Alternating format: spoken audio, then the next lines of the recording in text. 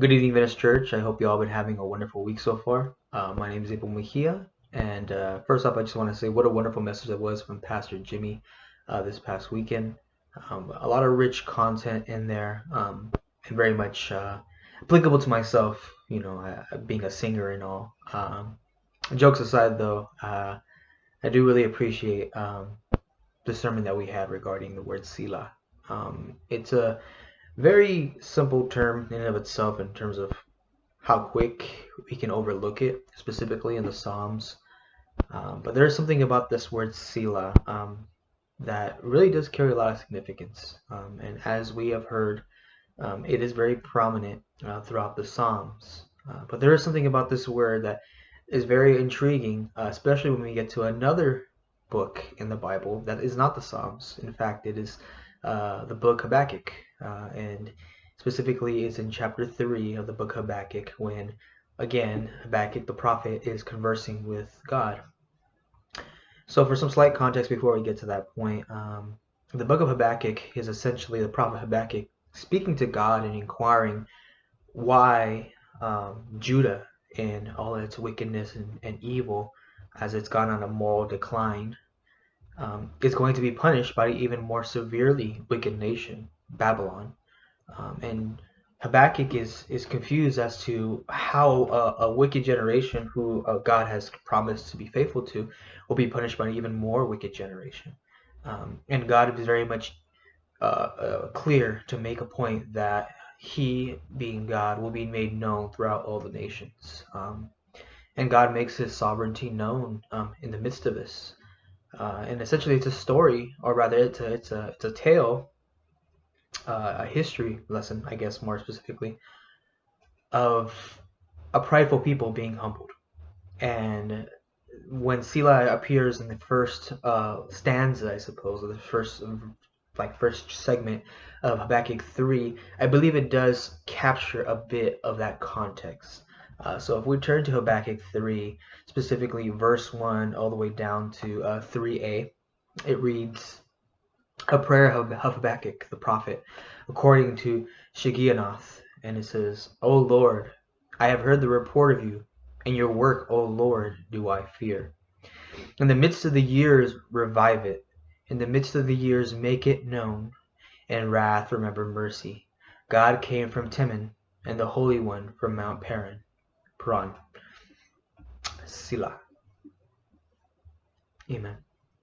And so with that opening segment of Habakkuk 3, we hear Habakkuk's prayer, and the first thing he immediately makes known is the report of the Lord, how it has been heard, and how the work of the Lord is something to be greatly feared. But a plea is also following afterwards, that the years that the nation of Judah endures this hardship, that they be revived, that the people be revived, that in the midst of this time when his wrath is consuming Judah, that his mercy be made known as well. And this is Habakkuk the prophet's plea on behalf of Judah to God, who is faithful. And it ends with Selah, which is oftentimes, as noted, very affiliated with the Psalms. But why this particular segment of the Bible stood out to me for the word Selah is because Selah is, as we've heard as well on Sunday, it has many different definitions. Sometimes it's referred to as it's either a pause, or it's a praise, or it's indefinite. It's just simply a musical note. But Selah at this point, whether in a musical transition or in a moment of pause, of recollection, of praise, it is emphasizing a significant element of God's character, or a significant segment in context of the situation that is taking place in the book of Habakkuk, that God is being made known as sovereign, that his work, while fearful, is also declaring his sovereignty, that also while he is a God who in his wrath is capable of consuming and destroying many things, is merciful, and one that so much so that the Habakkuk pleads to that. And so Selah in this segment I find to be very unique because this is the only other instance where it shows up in the entire, well, in throughout Habakkuk 3. Selah comes out a couple other times, and each time it's Habakkuk discussing the destruction and the fear and the terror of what's going to take place before Judah, but it is always ending on the note of praise to God. Which leads into the definition of it being praise.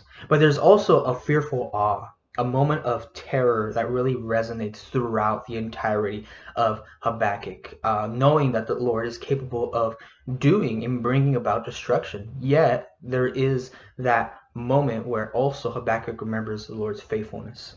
And as Selah kind of carries out throughout the entire Habakkuk 3, we remember that it comes to the closing, the infamous closing lines of Habakkuk 3, verse 7 through 19, which reads, "Though the fig tree should not blossom, nor fruit be on the vines, the produce of the olive fail, and the fields yield no food, the flock be cut off from the fold, and there be no herd in the stalls, yet I will rejoice in the Lord, and I will take joy in the God of my salvation, for God the Lord is my strength. He makes my feet like the deer's, and he makes me tread on the high places." Once again to the choir master with stringed instruments, showing evidence of how that also has musical context.